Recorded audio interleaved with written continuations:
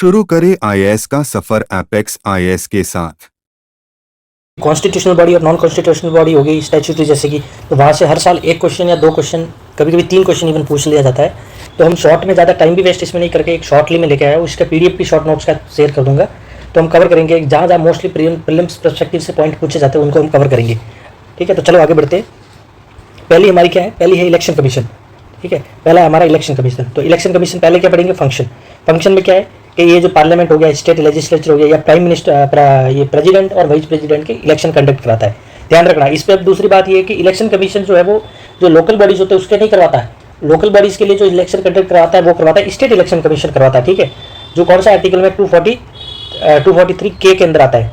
ठीक है, तो आप ये समझ गए होंगे। दूसरी, ये जो है वो स्टेट का भी करवाता है। कभी ऐसा ना हो कि स्टेट इलेक्शन कमीशन अलग से है तो वो स्टेट का अलग से करवाता नहीं, यही करवाता है।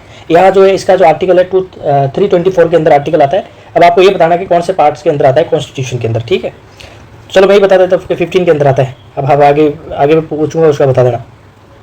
अब इसका कंपोजिशन कैसे होता है, देखो यहाँ चला आ रहा है कि पहले ये सिंगल बॉडी थी। सिंगल बॉडी का एक मतलब ये होता है कि एक सिर्फ पर्सन होता था इलेक्शन कमिश्नर, उसके बाद बीच में इसको मल्टी बॉडी बना दिया गया, फिर वापस सिंगल बॉडी बना दिया गया। अब जो है वो है मल्टी बॉडी, यानी एक जो है वो सिर्फ इलेक्शन कमिश्नर है प्लस दूसरे जो है वो इलेक्शन कमिश्नर है 2, यानी टोटल 3 है। सिर्फ election commissioner and election commissioner हो गए। सच है number fixed by the president. ये ध्यान रखने की बात है कि इनके जो कितने नंबर होंगे, कितने इलेक्शन कमिश्नर होंगे, वो कौन फिक्स करता है, वो करता है प्रेसिडेंट करता है आपका। ये ध्यान रखने की बात है। तो यानी कितने होंगे, टोटल 3 होंगे। एक हो गया इलेक्शन कमिश्नर, मतलब सिर्फ इलेक्शन कमिश्नर, और 2 होंगे कमिश्नर होंगे। तो इनको कौन फिक्स करता है, प्रेसिडेंट जो होता है वो फिक्स करता है कि कितने होंगे, पार्लियामेंट नहीं करते। अपॉइंटमेंट, अब आते हैं अपॉइंटमेंट। प्रेसिडेंट जो होता है वो अपॉइंट करता है ऑन रिकमेंडेशन ऑफ कंसिस्टिंग, जो एक कमेटी होती है जिसमें पीएम होता है। यहाँ पर मैं आपको एक बात ये बता दूं कि अगर मोस्टली जो अपॉइंटमेंट की कोई कमेटी होगी ना उसमें पीएम तो होगा ही, आप ध्यान में ज़्यादा रखने की जरूरत नहीं, पीएम तो होगा। दूसरा, मोस्टली 99.9% ऑपोजिशन का लीडर भी होगा, लोकसभा वाला। ठीक है, लोकसभा ऑपोजिशन लीडर तो होगा ही, ये 2 तो मेंबर ऑलमोस्ट होंगे, ये ध्यान रखो। तो पीएम हो गए। ठीक है, ऑपोजिशन में जो लोकसभा में जो मेंबर ऑपोजिशन लीडर है, जैसे प्रेजेंटली जो है वो राहुल गांधी है, तो वो हो गए। और सीजीआई हो गई, या फिर सीजीआई किसी जज को अपॉइंट कर देता है तो वो मेंबर बन सकते हैं। यानी इन मेंबर की जो कमेटी होगी वो रिकमेंड करेगी प्रेसिडेंट को और प्रेसिडेंट अपॉइंट करेगा कमिश्नर्स को। फिर इनका टर्म देखे तो टर्म जो होता है नॉट स्पेसिफाइड इन कॉन्स्टिट्यूशन। ये ध्यान रखने की बात है कि कॉन्स्टिट्यूशन के अंदर इलेक्शन कमीशन का कोई टर्म फिक्शन नहीं है, कोई नहीं बताया कि कितना टर्म्स होगा। ये कौन डिटरमाइन करता है, ये डिसाइड होता है प्रेसिडेंट ही करता है। इनकी संख्या कितनी होगी, इनकी जो नंबर ऑफ कितने होंगे वो भी प्रेसिडेंट करता है, और ये जो इनके जो टर्म्स कितना होगा वो भी प्रेसिडेंट डिसाइड करता है। जो प्रेजेंटली यानी 6 और 65, यानी या तो 6 साल होगा और या फिर एज जो होती है वो 65। यहाँ एक मैं और बात बता दूं कि मोस्टली जो एज होगी ना वो 65 होगी या फिर होगी 62 स्टेट के मामले में। ठीक है, तो ये चीज़ें आपको समझनी है। अब क्वालिफिकेशन की बात करें तो कॉन्स्टिट्यूशन के अंदर इनकी क्वालिफिकेशन के लिए कुछ नहीं कहा गया है। अगर कोई स्टेटमेंट बढ़ता है कि इन द कॉन्स्टिट्यूशन के भाई it should be the eligible like member of parliament और टू बिकम ए जज, ऐसी क्वालिफिकेशन कॉन्स्टिट्यूशन में कहिए नहीं, कॉन्स्टिट्यूशन में कुछ नहीं कहा गया। फिर आता है रिमूवल। रिमूवल में क्या है, इलेक्शन कमिश्नर जो थे ना उनको remove by the president on advice of election chief election commissioner. यहाँ एक पॉइंट ये है कि जो इलेक्शन कमिश्नर जो 2 है ना उनको रिमूव कैसे किया जाता है, उनको रिमूव किया जाता है प्रेसिडेंट के बाय प्रेसिडेंट, लेकिन रिकमेंडेड कौन करता है, रिकमेंडेड करता है सिर्फ इलेक्शन कमिश्नर। कौन रिकमेंड करता है, सिर्फ इलेक्शन कमिश्नर जो होता है वो रिकमेंड करता है। और अगर सिर्फ इलेक्शन कमिश्नर को करना है तो कौन सा होता है, सेम प्रोसेस होती है जो सुप्रीम कोर्ट के जज के जो रिमूवल की प्रोसेस होती है ना, ठीक है, वो सेम प्रोसेस फॉलो होती है सिर्फ इलेक्शन कमिश्नर के मामले में, जबकि इलेक्शन कमिश्नर के मामले में जो होती है वो रिकमेंडेशन बाय सिर्फ इलेक्शन कमिश्नर। ये हो गया रिमूवल। आई होप कि आप ये समझ गए होंगे। फिर आता है रेजिग्नेशन। रेजिग्नेशन जो होता है वो प्रेसिडेंट को ही देंगे, और मोस्टली देखना ऐसे कॉन्स्टिट्यूशन बॉडी के हेड होंगे या तो वो अपने हेड को देंगे या प्रेसिडेंट को देंगे। ठीक है, सेकंड टर्म जो रीअपॉइंटमेंट इनका, ऐसा कोई कॉन्स्टिट्यूशन में नहीं है कि भाई इनको सेकंड टाइम नहीं किया जा सकता, यानी इनको किया जा सकता है, ये ध्यान रखना। सेकंड टाइम रीअपॉइंटमेंट किया जा सकता है, ये ध्यान रखना। दूसरा, further implement. Further constitution has not barred to retiring election commissioner for the further implement. वही बात है जो कह रहा हूँ ना, इनको वापस कहीं भी इंप्लीमेंट के लिए कहीं लगा सकता है, सेकंड टाइम अपॉइंटमेंट भी इनका हो सकता है। ठीक है, ये मिनिस्ट्री अगर देखें तो वैसे तो ये कॉन्स्टिट्यूशनल बॉडी है, किसी मिनिस्ट्री का नहीं आता, लेकिन एज ए मिनिस्ट्री के साथ काम करते हैं वो ministry of law and justice होती है। ठीक है, ये ध्यान रखना। फिर आते हैं एडिशनल नोट्स। एडिशनल में मैंने लिखा है, एडिशनल में क्या, जैसे सिविल इलेक्शन कमीशन हो गया, ठीक है, और इलेक्शन कमीशन जो है equal power and allowance is similar to SC जजेस and decisions are taken by the majority vote. अब यहाँ 2 चीज़ ध्यान रखनी, इनका जो अलाउंस वगैरह जो होगा ना पावर वो सेम होता है एज ए सुप्रीम कोर्ट के जज होते हैं। दूसरा, अगर ये जैसे 3 मेंबर है, अब इनमें कोई डिसीजन लेना तो ऐसा नहीं है कि एक मेंबर ने डिसीजन ले लिया है, उस वो तीनों में डिस्कशन होगा, और जो जिस साइड 2 जो वोट होंगे ना उनकी मेजोरिटी 2 साइड की है, 2 जज है, 2 जो इलेक्शन कमिश्नर ये कह रहे हैं, तो वो जो डिसीजन होगा वो फाइनल होगा। तो यानी मेजोरिटी वोट पे डिसीजन होता है। ये तो हो गया हमारा इलेक्शन कमीशन। आई होप कि आपको समझ आया होगा। अब आता है यूपीएससी, जिसकी आप प्रिपरेशन कर रहे हो, एटलीस्ट इसका तो पता ही होना चाहिए आपको। तो यूपीएससी के अंदर हम देखें तो रिक्रूटमेंट जो होता है, ऑल इनका काम क्या होता है, ऑल इंडियन सेंट्रल सर्विस हो गई, ठीक है, advice to government of promotion and disciplinary matter हो गया। ये ध्यान रखना कि ऐसे कोई मैटर होते हैं ना, तो इनके जो डिपार्टमेंट होते हैं वो थोड़ा पढ़ लेना, शॉर्ट नोट में इसमें नहीं कवर किया जा सकता। जैसे डीओपीटी हो गया, क्या क्या डिपार्टमेंट होते हैं, कैसे कैसे काम करते हैं डिसिप्लिनरी मामलों में, प्रमोशन के लिए, तो वो थोड़ा पढ़ लेना। बाकी जरूरी नहीं, क्वेश्चन आने की पॉसिबिलिटी वैसे नहीं है। अब देखो इनका आर्टिकल कौन सा, यूपीएससी कॉन्स्टिट्यूशनल बॉडी है, तो 315 टू 323 ये यूपीएससी का है। तो इसमें कौन सा पार्ट हो गया, अब ये 15 था तो ये कौन सा होगा आप देख लो, ठीक है। कंपोजिशन देखो तो इसमें एक चेयरपर्सन होता है और मेंबर जो सच मेंबर फिक्स बाय प्रेसिडेंट। अब यहाँ भी देखो इतना है कि एक तो चेयरमैन होता है और इतने मेंबर होंगे जिनका कौन फिक्स करेगा, प्रेसिडेंट होगा वो फिक्स करेगा, उतने मेंबर होंगे। अपॉइंटमेंट प्रेसिडेंट करता है, आप समझ गए, ठीक है। According to the constitution up to 6। अब ये बात एक पॉइंट ध्यान रखना कि ये क्या बोला, अकॉर्डिंग टू कॉन्स्टिट्यूशन, यानी कॉन्स्टिट्यूशन में ये मेंशन है कि 6 और 65 होगा, यानी यूपीएससी के मेंबर के जो टाइम 6 साल होगा और जो एज लिमिट है वो 65 इन द कॉन्स्टिट्यूशन, ये कॉन्स्टिट्यूशन के अंदर लिखा हुआ है, ये ध्यान रखना। जबकि इलेक्शन कमीशन में ऐसा कुछ नहीं था। वापस according to constitution 1/2 member of the commission should have held office for at least 10 years either under the government of India or state। अब देखो इसमें एक दूसरे से कि भाई प्रेसिडेंट डिटरमाइन तो कर सकता है कितने मेंबर होंगे, लेकिन जितने भी मेंबर होंगे ना उसमें जो 50% होंगे ना, 50% मेंबर होंगे वो गवर्नमेंट सर्वेंट होने चाहिए, स्टेट में हो या सेंट्रल में, एटलीस्ट 10 साल का उनका एक्सपीरियंस होना चाहिए गवर्नमेंट सर्विस में, यानी कोई भी सिविल सर्वेंट हो, स्टेट का या सेंटर का, कोई भी हो सकता है। ऐसा नहीं कहा गया कि इट इज स्टेट ऑल्सो था, नहीं स्टेट कैसे हो सकता है, यूपीएससी तो सेंटर की बात नहीं, स्टेट का भी हो सकता है, लेकिन 10 साल का एक्सपीरियंस होना चाहिए, एटलीस्ट 50% मेंबर वो होंगे। Can be remove by the president, president remove तो कर ही सकता है। ओनली, अब ये ध्यान रखने की बात है, ओनली लिखा है, only in the cases of insolvency, ये ध्यान रखना। कैसे कि इसमें से ये आ सकता है कि इनमें से कौन से जो है वो यूपीएससी के मेंबर को रिमूव करने की जो कंडीशन है, तो एक तो ध्यान रखिए डायरेक्ट वर्ड आ सकता है, इंसॉल्वेंसी, ऑफिस ऑफ प्रॉफिट, ठीक है, इन्फर्मिटी ऑफ माइंड और body, misbehaviour, defined in the constitution में कौन सा डिफाइंड है वो है, ठीक है, डिफाइंड किया हुआ है मिसबिहेवियर क्या है। Only upon binding advice of supreme court after the inquiry, अगर मिसबिहेवियर की बात है ना तो मिसबिहेवियर के मामले में सुप्रीम कोर्ट जो एडवाइस देगा वो बाइंडिंग होगी प्रेसिडेंट के ऊपर, ये ध्यान रखना मिसबिहेवियर के मामले में, ठीक है। अगर उस पर रेजिग्नेशन प्रेसिडेंट को देंगे, ठीक है। अब यहाँ देखो जैसे इलेक्शन कमीशन तो रिअपॉइंटमेंट था, इनका जो है वो नॉट अलाउड टू रिअपॉइंट, ये ध्यान रखना। यूपीएससी के मेंबर जो होते हैं वो अपॉइंटमेंट नहीं हो सकता उनका अगेन।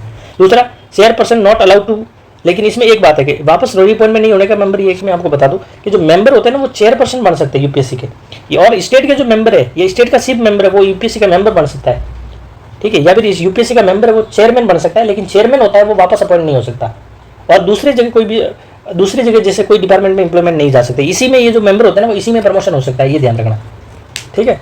ये कौन सी मिनिस्ट्री के अंदर काम साथ में काम करता है, पर्सनल जो मोस्टली जो है ministry of personnel and grievance जो है ना उसके साथ में काम करते हैं। Recommendation of UPSC are not binding of government, ये ध्यान रखना, कोई अगर रिकमेंडेशन देता है तो गवर्नमेंट के ऊपर बाइंडिंग नहीं होती है, but the non acceptance must be approved by the cabinet committee on appointments and annual report of UPSC must be placed before the parliament, ये जरूरी है कि पार्लियामेंट के समक्ष रखनी पड़ेगी। President along with the memorandum explaining case where the advice of UPSC are not expected, ठीक है। तो जो एडवाइस है वो नहीं, क्या उसके बारे में बताना होगा कि भाई क्यों नहीं एक्सेप्ट की गई, नॉट एक्सपेक्टेड की, एक्सेप्ट क्यों नहीं है, ये हो गया यूपीएससी के बारे में। भाई एकदम आराम से पूरा सही बताओ।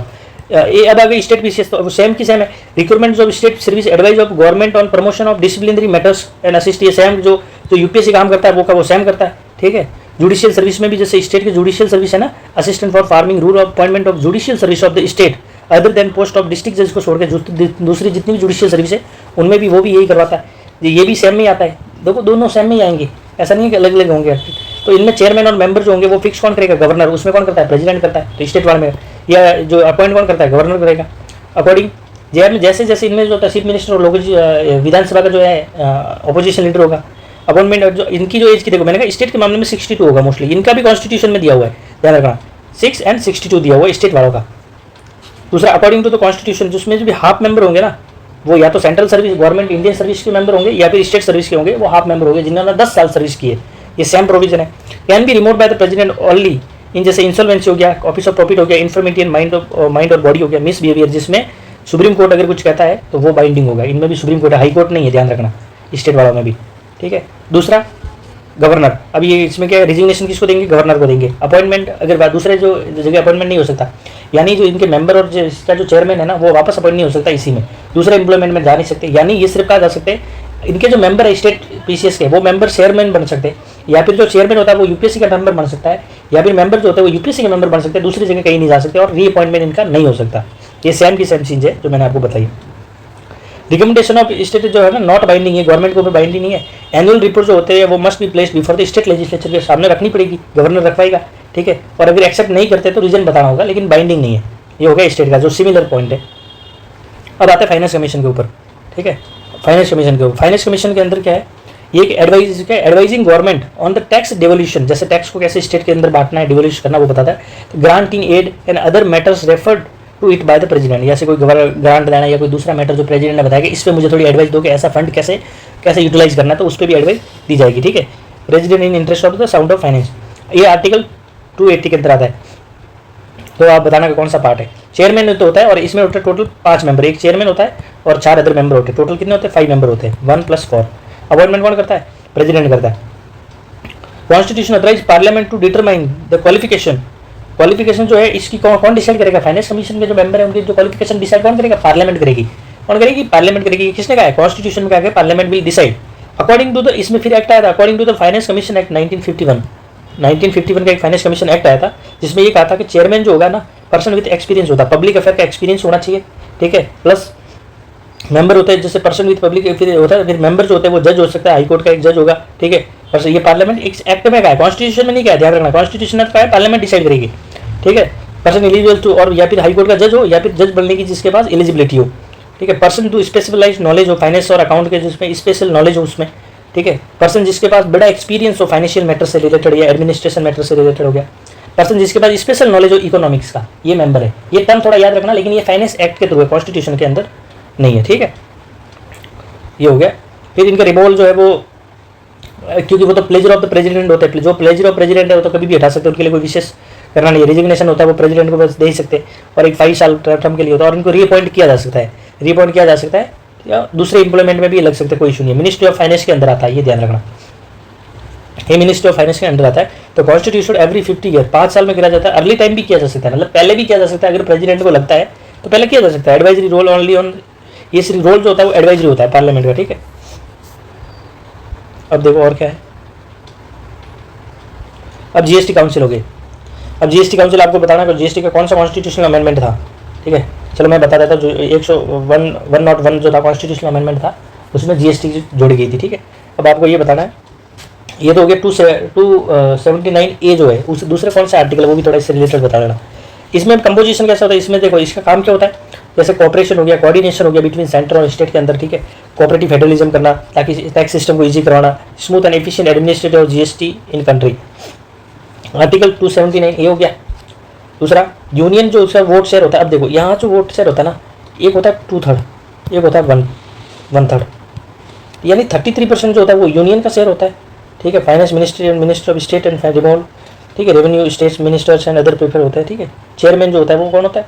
परमानेंट इन्वाइटी भी होते हैं, जैसे नॉन वोटिंग जिनको जो होता है वो भी होता है, ठीक है। अब इसमें जो इनका जो जीएसटी काउंसिल के जो हेड होते हैं वो फाइनेंस मिनिस्टर होती है, ये ध्यान रखना। क्योंकि कॉन्स्टिट्यूशन इसमें कौन, इसको कॉन्स्टिट्यूट कौन करता है? प्रेसिडेंट ही करेगा, सेंटर की बात है तो, ठीक है। प्रेसिडेंट ही करेगा, सेंटर की बात है तो। फिर इसका टर्म जो है वो कोई जरूरी नहीं होता। फाइनेंस ये क्या बोलते हैं ना इनका जीएसटी का, इनका टर्म है प्लेजर ऑफ प्रेसिडेंट, जैसे भी अपॉइंट करता जाता है। इनका कोई कॉन्स्टिट्यूशन वगैरह कोई फिक्स बताया हुआ नहीं है, ठीक है। दूसरा, उसमें अगर बताया क्वालिफिकेशन कुछ ज़्यादा है नहीं, बताई हुई नहीं है, तो हमें इन चीज़ों में जाना नहीं है। जितना मैंने बताया मैं अभी सीधे वही बताऊंगा, जिसमें लिखा है तो वो जाओ, नहीं तो कोई नहीं जाएंगे।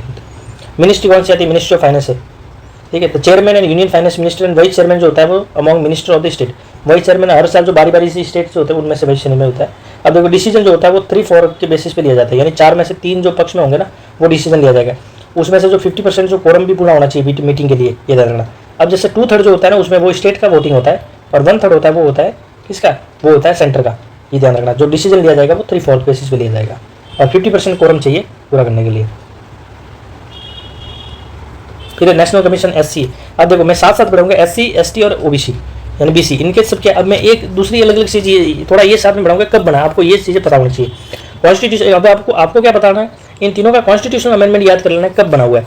ये 2018 में मैं इसका लास्ट बताता हूँ। इनका 65 में कब कौन सा बना हुआ है, कब अलग हुआ था 89 में वगैरह, तो ये आप दोनों का अलग अलग कब हुआ था, साथ में कब बना था, ये जरूर बताना।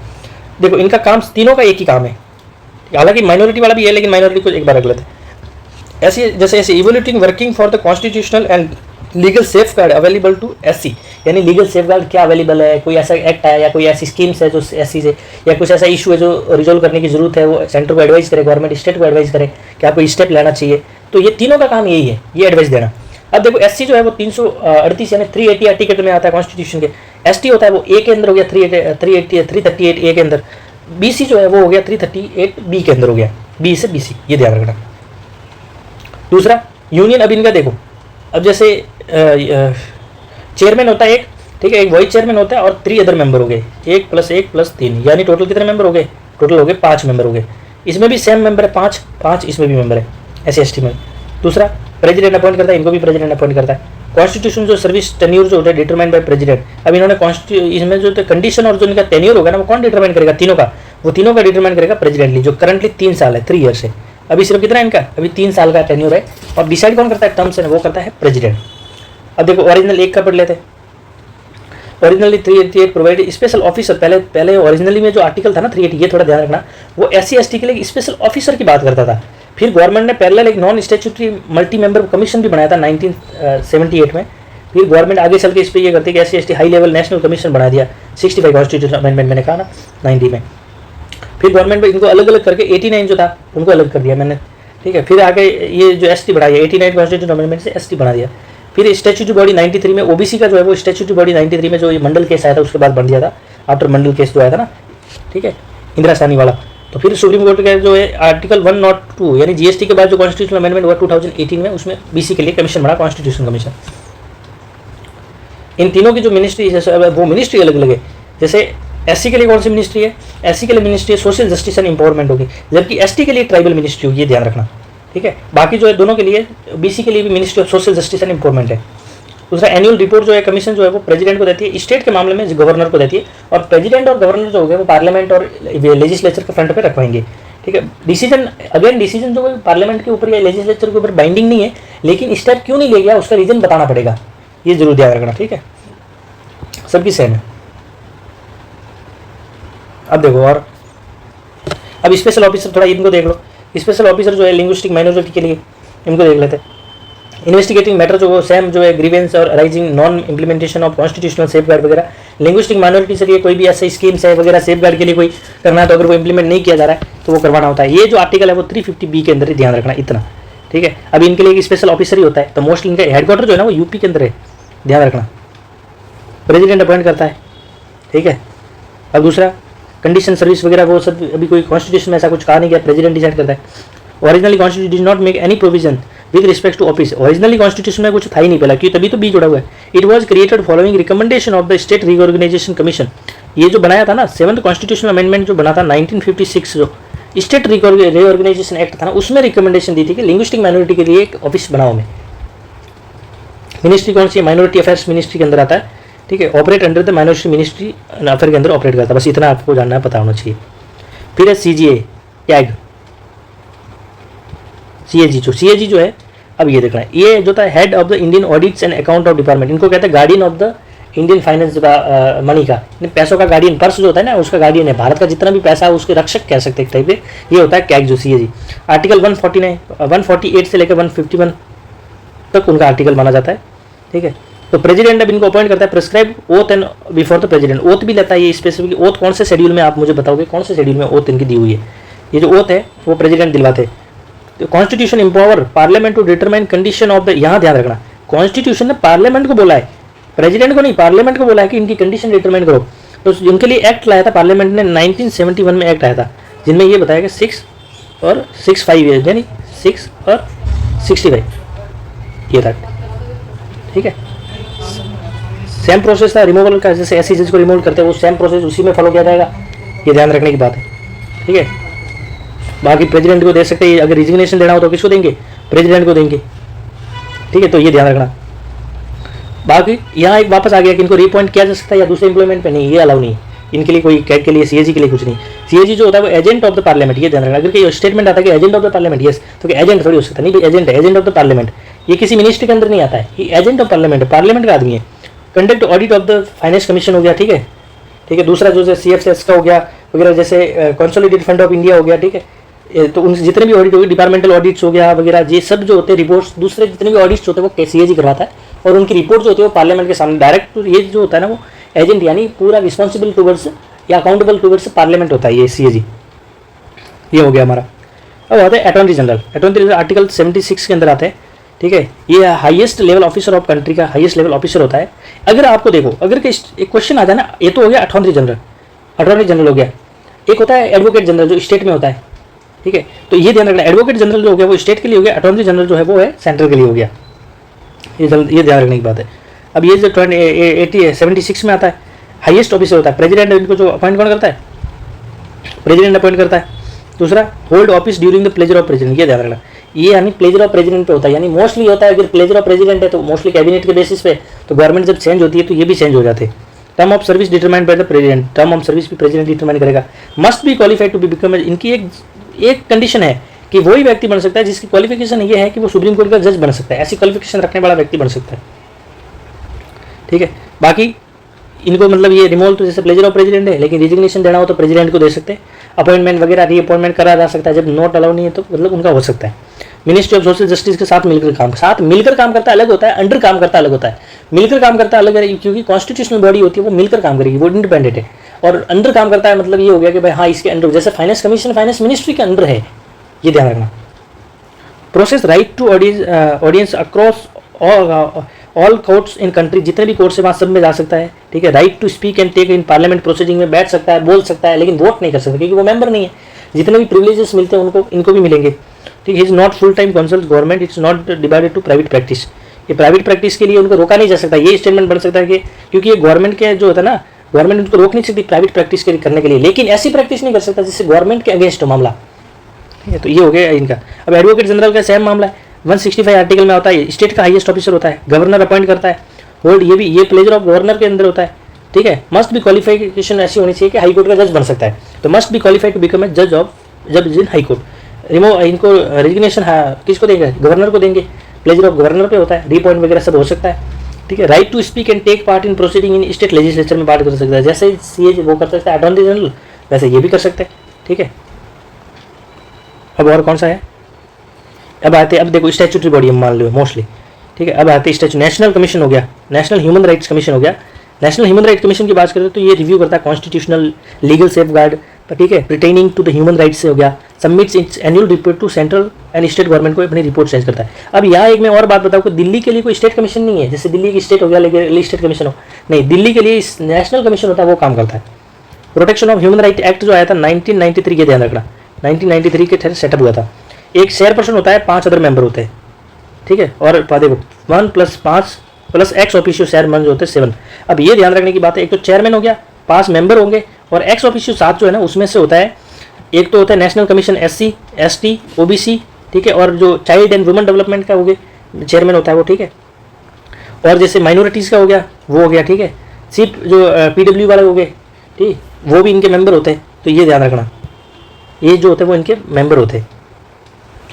अब जो प्रेसिडेंट जो होता है, recommendation president on the recommendation of committee. अब यहाँ पर एक कमेटी याद रखनी है कि कौन कौन सी होती है। एक तो मैंने कहा PM होगा, ओपोजिशन लीडर होगा लोकसभा का, देखो opposition leader in both house, यानी लोकसभा का तो है ही है और राज्यसभा का भी यहाँ पे ओपोजिशन लीडर है।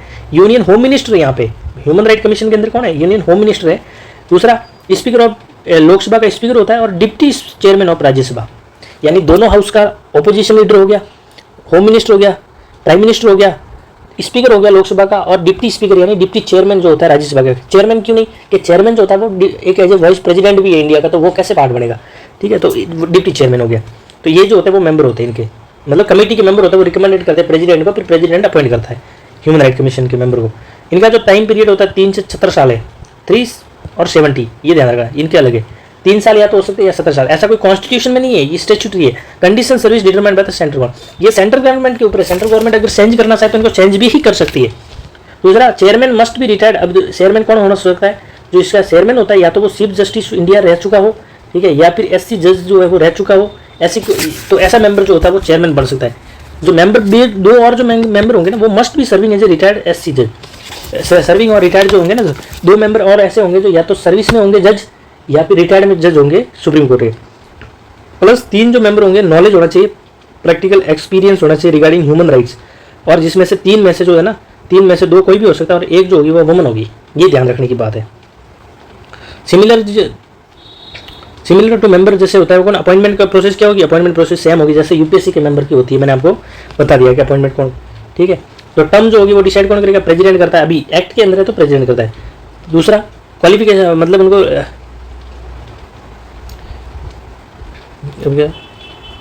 हाँ सेकंड टर्म जो है उनको अपॉइंट किया जा सकता है, नहीं किया जा सकता सेकंड टर्म के लिए, हाँ ये सेकंड टर्म के लिए अलाउड है, ठीक है, मतलब अलाउड है, ठीक है। और फर्दर इंप्लॉयमेंट दूसरी जगह इंप्लॉयमेंट अलाउड नहीं है, लेकिन सेकंड टर्म के लिए यहाँ पे अलाउड है, लेकिन दूसरी टर्म के लिए अलाउड नहीं है, जैसे ये बता दो, देखो अरे फर्दर एम्प्लॉयमेंट के लिए अलाउड तो नहीं है, लेकिन सेकंड टर्म इंप्लॉयमेंट के लिए अलाउड है, समझ रहे हो,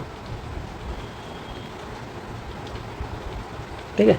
तो मिनिस्ट्री ऑफ इसकी कौन सी मिनिस्ट्री के अंदर आता है, मिनिस्ट्री ऑफ कौन सी मिनिस्ट्री के अंदर आता है, मिनिस्ट्री ऑफ होम अफेयर्स के अंदर, मिनिस्ट्री ऑफ होम अफेयर के अंदर आता है, ठीक है। Empower to utilise service of any officer, investigation agency, central और state government, process power of civil court का पावर होता है इनके पास। It can only look into matter within the 1 year, ये ध्यान रखने की बात है कि 1 साल के अंदर का मैटर देखेंगे, 1 साल के बाद का मैटर है तो ये इंटरफेयर नहीं कर सकते। नॉन बाइंडिंग होती है, इनकी रिकमेंडेशन होती है, ठीक है, but it must be confirmed कि भाई एक्शन आपने क्यों नहीं लिया विद इन 1 मंथ, ठीक है, ये हो गया। अब state human right commission of state का लगता है, protection of human right same का आता है, एक चेयरमैन होता है प्लस 2 अदर मेंबर होते हैं, टोटल 3 हो सकते हैं। दूसरा गवर्नर जो होता है वो रिकमेंडेशन करता है, जैसे चीफ मिनिस्टर हो गया, लीडर ऑपोजिशन हो गया, अगर विधान लेजिस्लेचर है, लेजिस्लेचर में दोनों हाउस है तो दोनों हाउस का ऑपोजिशन लीडर हो गया, नहीं तो विधानसभा का हो गया, ठीक है, चेयरमैन स्पीकर हो गया विधानसभा का, ये जो मेंबर होते हैं वो रिकमेंड करेंगे। और स्टेट का होम मिनिस्टर हो गया, ये गवर्नर को सेम प्रोसेस है, इनका भी 3 और 70 साल है, यानी 3 ईयर्स और 70 ईयर्स। दूसरा, और इनकी जो कंडीशन सर्विस है कौन, जैसे वहाँ सेंट्रल है तो यहाँ स्टेट गवर्नमेंट डिटरमाइन करती है। चेयरमैन मस्ट भी रिटायर्ड जज होना चाहिए, रिटायर्ड जज ऑफ हाई कोर्ट का होगा, वहाँ सेंटर का है तो। दूसरा, रिटायर्ड और सर्विंग जज ऑफ हाई कोर्ट और डिस्ट्रिक्ट जज भी हो सकता है, जिनको 7 साल का एक्सपीरियंस हो वो मेंबर बन सकता है, डिस्ट्रिक्ट जज भी जिनको, ठीक है। या फिर एक मेंबर जो नॉलेज होना चाहिए अच्छा खासा, जिसको एक्सपीरियंस हो वो नॉलेज भी बन सकता है। अपॉइंटमेंट यूपीएससी की तरह होता है, कौन करता है, गवर्नर करता है, ठीक है, अपॉइंटमेंट। दूसरा, मतलब ये रिमूवल जैसे इनके तरह होता है, और जो रिजिग्नेशन होता है वो किसको मिलता है, रिजिग्नेशन जो होता है वो मिलता है इनको, गवर्नर रिजिग्नेशन देते हैं, और ये अलाउड है वापस अपॉइंटमेंट के लिए, लेकिन फर्दर इंप्लॉयमेंट के लिए अलाउड नहीं है, वही है। तो ये मतलब स्टेट, ये देखो स्टेट और कंकरेंट लिस्ट के मैटर को डिस्कस कर सकते हैं, ये ध्यान रखना। स्टेट जो कमीशन है ना वो कंकरेंट लिस्ट और स्टेट लिस्ट के मैटर, सेंट्रल लिस्ट के मैटर को डिस्कस नहीं कर सकता, उनके मामले में वो इंटरफेयर नहीं कर सकता। Human right commission district, every district by the state government and organise of chief justice of high court, state में अर्जी एक बना सकता है वो। फिर central information CIC, central information commission, जो RTI एक्ट आया था 2005 में, inquiry into complaints regarding RTI process, response pertaining to the office, financial institution, PSU वगैरह जितने भी हो गए, सिविल कोड का पावर होता है। RTI एक्ट आया था 2005 के अंदर होता है। एक होता है चीफ इलेक्शन कमिश्नर, दूसरे होते हैं कमिश्नर होते हैं, अप टू 10 मेंबर हो सकते हैं इन्फॉर्मेशन कमीशन, यानी टोटल 1+1+10 मेंबर हो सकते हैं, ये ध्यान रखना। चेयरमैन, प्रेसिडेंट जो होता है रिकमेंडेशन ऑफ, एक तो PM हो गया, लोकसभा का अपोजिशन लीडर हो गया, यूनियन कैबिनेट मिनिस्टर, यानी एक तो PM लोकसभा का अपोजिशन लीडर, ठीक है, एक कैबिनेट मिनिस्टर, यानी कैबिनेट मिनिस्टर, लोकसभा का अपोजिशन लीडर और प्राइम मिनिस्टर, ये तीनों जो रिकमेंड करेंगे ना उनको अपॉइंट करेगा प्रेसिडेंट। दूसरा, as by prescribe by the central government, अभी सेंट्रल गवर्नमेंट प्रिस्क्राइब करती है, जो अभी जो है वो 65 ईयर्स है, और इनका स्टेट वाला भी सेंट्रल गवर्नमेंट करेगा, सेंट्रल का भी इसका करता है। Person of एमिन्स of public life and wide knowledge and experience in law का अंदर एक्सपीरियंस होना चाहिए, technology, social sir, management, journalism, mass media administration and governance, ठीक है। और दूसरा जो होता है MLA MLC वगैरह नहीं होने चाहिए, do not hold office of profit और the connected to the political party से कोई कनेक्शन नहीं होना चाहिए। अब इनको प्रेसिडेंट रिमूव कर सकता है ओनली ऑन केस, ये वापस ध्यान रखना, वहाँ पर insolvency, conviction to the office involving moral, ये ध्यान रखना, ये अलग आता है ना, मोरल टर्पिट्यूड हो गया, ऑफिस ऑफ प्रॉफिट हो गया, ठीक है, प्रॉफिट हो गया, infirmity of mind and bodies, misbehaviour defined है तो कॉन्स्टिट्यूशन में डिफाइंड जो मिसबिहेवियर, ओनली अपॉन बाइंडिंग, अगर मिसबिहेवियर का मामला है ना तो किसी भी मामले में सुप्रीम कोर्ट की एडवाइजरी बाइंडिंग होगी, ये ध्यान रखना, किसी भी मिसबिहेवियर रिमूवल में। रिमूवल कौन कर सकता है, प्रेसिडेंट कर सकता है, ठीक है, और जिनको वापस अपॉइंटमेंट हो सकता है, नॉट अलाउड, ये ध्यान रखना। Ministry of personnel grievance most भी आती है। Suo motu power to order inquiry of into matters if there are found responsible reasonable grounds and submit its report to the central government, report किसको देते हैं, central government को देते हैं, suo motu action ले सकते हैं। अब स्टेट इन्फॉर्मेशन कमीशन वो का वो सेम है, ठीक है, स्टेट एक्ट है, तो इसमें भी CM मेंबर होता है, इनमें CM होता है और अपोजिशन का लीडर होता है, और एक कैबिनेट मिनिस्टर होता है जो CM अपॉइंट करता है। दूसरा, इनकी भी जो टर्म्स एंड सर्विस है वो सेंट्रल गवर्नमेंट फिक्स करेगी। दूसरा, पर्सन जो है वो इमेंस एंड पब्लिक लाइफ वगैरह वो नॉलेज वगैरह होना चाहिए, और ये नहीं होना चाहिए। दूसरा, ये कौन रिमूव करेगा, गवर्नर रिमूव करेगा। सेम कंडीशन है, insolvency, conviction on office involving moral turpitude, ठीक है, ऑफिस ऑफ प्रॉफिट हो गया, इन्फॉर्मिटी हो गया, माइंड एंड बॉडी हो गया, ठीक है। ऑनली लेकिन जो मिसबिहेवियर है उसमें सुप्रीम कोर्ट का जो जजमेंट होगा वो बाइंडिंग होगा, ठीक है। रिमूव कौन कर सकता है? गवर्नर। रीअपॉइंटमेंट नॉट अलाउड, ये भी नहीं है। ऐसी है सो ये सुमोटो एक्शन ले सकते हैं स्टेट वगैरह, तो ये सेम चीज़ होगी, ठीक है। अब हो गया। अब central vigilance commission, apex vigilance institution of India for preventing and investigation corruption allegation, जितने भी करप्शन जैसे सेंट्रल के में जो सर्विस करते हैं ऑफिशियल, उनके रिगार्डिंग कोई करप्शन से रिलेटेड एलिगेशन है उनका इन्वेस्टिगेशन करना। ये एक्ट आया था 2000। अब ये ध्यान रखना सीवीसी जो है वो संथानम कमेटी के रिकमेंडेशन के बनी थी, ठीक है। उसके बाद 2003 के अंदर इसको स्टैट्यूटरी प्रोविजन में लाया गया। सेंट्रल विजिलेंस कमिश्नर प्लस ये मल्टीनेशनल बॉडी है जिसमें 1+2 होता है, यानी एक तो चेयरमैन हो गया, 2 अदर कमिश्नर हो गए। और कौन सी मल्टी मेंबर बॉडी है ये ध्यान रखना, मल्टी मेंबर बॉडी एक तो ये होगी, एक दूसरी और है। अब इनको अपॉइंट कौन करता है? प्रेसिडेंट। रिकमेंडेशन कौन करेगा? पीएम होगा, होम मिनिस्टर होगा एंड ऑपोजिशन लीडर हो गया। मैंने क्या ऑपोजिशन और ये तो होता ही है, पीएम और होम मिनिस्टर, ये जो होंगे वो इनको रिकमेंड करेंगे। इनका जो टाइम पीरियड है वो 6 to 65 है एक्ट के अंदर, ये 6 नहीं 4 to 65, यानी या तो 4 साल हो गया या 5 साल, 65 ईयर्स एज होगी। अब बाकी जितने भी प्रोविजन रिमूव करने का जो है ना वो सेम प्रोसेस होगा जैसे सिर्फ इलेक्शन का क्या बोलते हैं इलेक्शन कमीशन है ना, इससे सिर्फ इन्फॉर्मेशन कमीशन जो है ना जब वो सेम का सेम प्रोसेस इनका होगा, रिमूव का प्रेसिडेंट रिमूव करेगा। लेकिन ये रीअपॉइंट तो हो सकते हैं सेम डिपार्टमेंट में, लेकिन फर्दर दूसरा इम्प्लॉयमेंट नहीं जा सकते। ये पर्सनल ग्रीवेंस के साथ काम करते हैं। Executive resolution upon recommendation of Santhanam वो है ना, संथामन कमीशन के रिकमेंडेशन में बनाया गया था। अब आती है सीबीआई जो होता है act as main investigation agency of central government and assist to CVC. ये जो सीवीसी है उसको अगर इन्वेस्टिगेशन करवाना होता है तो सीवीसी जाती है सीबीआई के पास कि आप सीबीआई को बोलते हैं कि आप इन्वेस्टिगेशन करो। फिर और दूसरा लोकपाल जो होता है उसके लिए भी यही हेल्प करती है। The attach office under the ministry of personnel and diverse it's power from Delhi. ये पावर कहाँ से लेती है? Delhi special police establishment act जो था ना 1946 के, उससे ये पावर रहती है। Director of CBI and number of joint directors DGI SP वगैरह से बहुत सारे जुड़े होते हैं। दूसरा director general of central government जो होता है, डायरेक्टर कौन होता है? Central government on the appoint कौन करती है? सेंट्रल गवर्नमेंट जो होती है इसके डायरेक्टर को अपॉइंट करती है, ठीक है। वो जो रिकमेंडेशन जो होती है वो recommendation according to the Lokpal act 2000 और कंसिस्ट। देखो लोकपाल एक्ट जो था ना 2014 का, उसके जो रिकमेंडेशन उसके अंदर क्या बताया गया कि भाई कैसे अपॉइंट होगा, उसी रिकमेंडेशन के आधार पर पीएम लीडर ऑफ अपोजिशन, ठीक है, लोकसभा का सीजीआई हो गया या फिर कोई सीजीआई द्वारा जज जो होता है वो उससे ये अपॉइंट होंगे। According to CVC act security of 2 years tenure with the eligibility to reappointed thrice, 3 बार रिअपॉइंट किया जाएगा था और 2 साल का सिक्योरिटी होता है, इनका टेन्योर की सिक्योरिटी होती है, ठीक है। अब इनके द्वारा प्रेसिडेंट वगैरह को हटाने का वो minister of establish recommendation of Santhanam committee, ये भी संथामन कमेटी की बेसिस पे है। करप्शन, ठीक है, इकोनॉमिक ऑफेंस हो गया, serious and organise and crime हो गया, इनकी सबका इन्वेस्टिगेशन करती है। अब आता है नेशनल डिजास्टर मैनेजमेंट, यानी नेशनल डिजास्टर एक्ट 2005 आया था ना, उसका नेशनल डिजास्टर मैनेजमेंट एजेंसी, ये अपेक्स बॉडी है डिजास्टर मैनेजमेंट के लिए। डिजास्टर मैनेजमेंट एक्ट 2005 हो गया।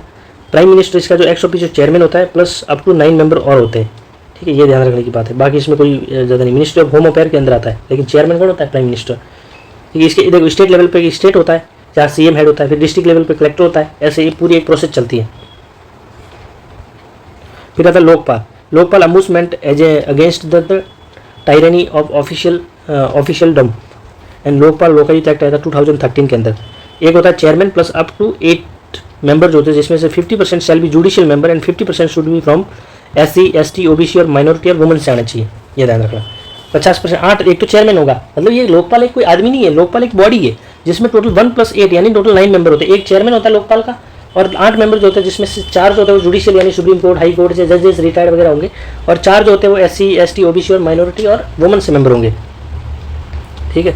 फिर प्रेसिडेंट जो होता है on the recommendation of selection commission होती है, जैसे जिसमें एक तो होता है पीएम, ठीक है, स्पीकर ऑफ लोकसभा, ठीक है, लीडर ऑफ अपोजिशन हो गया लोकसभा में, leader of opposition Lok Sabha, sitting जज सुप्रीम कोर्ट का या फिर कोई दूसरा जो जज होता है उनको बने, या फिर एक और होता है इमिस्ट जूरिस्ट जो है जिनको ज़्यादा नॉलेज हो लॉ के बारे में, वो हो सकता है।